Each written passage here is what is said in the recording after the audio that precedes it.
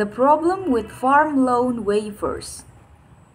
The farmers of the affluent Indian state of Maharashtra are once again protesting. The reason behind their protest is that they want their farm loans to be waived off. Farm loan waivers are not at all new to India. The past Prime Minister, Dr. Manmohan Singh, won a second term because he waived off loans worth 72,000 rupees crores. More recently, farm loans have been waived off in states like Uttar Pradesh and Tamil Nadu. Since farm loans have been waived off in the past, farmers are trying to pressurize present governments to give in to their demands. However, the situation has become so grave that RBI Governor Urjit Patel had to intervene in the matter. He has asked all political parties to resist the temptation to waive off loans using public money for electoral gains. Political benefits. Farm loan waivers have been linked to political benefits for a long time now.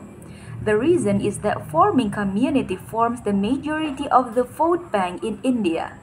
About 70% of the population depends on agriculture for their subsistence. As a result, if this community is unhappy with the government, they are likely to lose the election.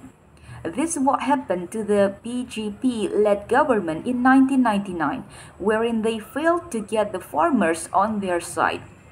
The other political party, Indian National Congress, has used farm loan waivers and schemes such as Rural Employment Guarantee Scheme to their benefit. However, these schemes cause massive losses to the exchequer. Hence, it is imperative that the banks as well as the government stop waiving off loans if the nation has to stay solvent. Moral hazard. The biggest issue with loan waivers is that it promotes irresponsible behavior. Consider the case of two farmers. One farmer has been diligent with his or her money and has made all repayments on time.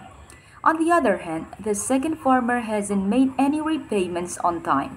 However, due to political pressure, the second farmer is also able to discharge his debt without making any payment. Obviously, this would leave a bad taste in the mouth of the first farmer.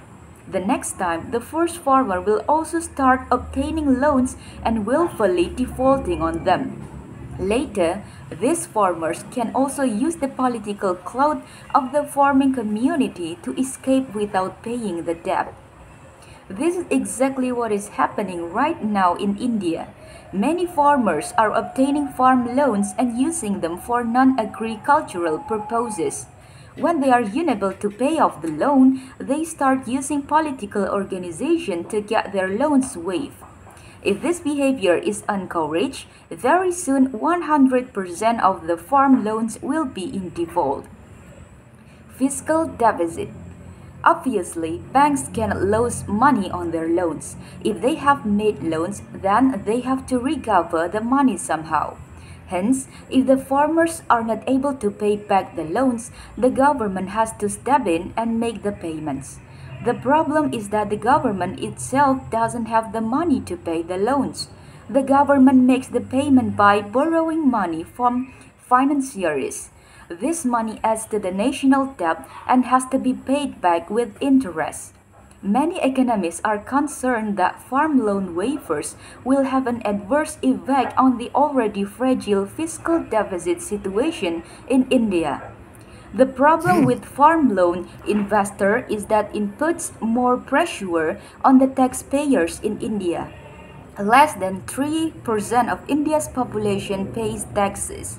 If popular measures like farm loan waivers are enacted more often, these taxpayers may try to exit the country to avoid paying off other people's loans. Developing infrastructure. The problem with farm loan waivers is not the amount of money which is spent.